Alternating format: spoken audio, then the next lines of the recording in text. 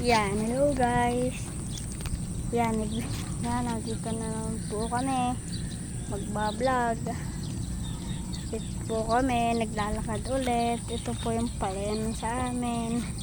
Pabundok po kami.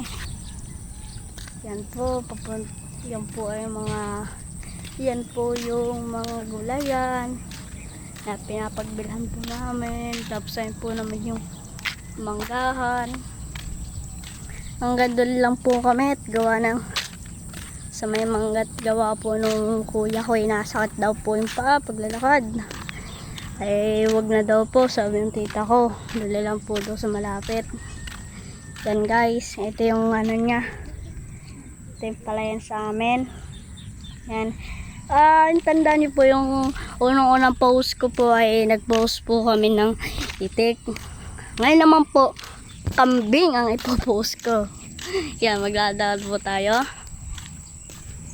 Tapos doon po sa may malapit doon sa may kalamansian po, doon po malapit yung kambing. Yan. Dito ko lang po muna tatapusan at mahaba-haba po lakarin. Tapos kapag bago pa po kayo, pa-share naman po nito at pa-subscribe po. Thank you po. Salamat po. God bless.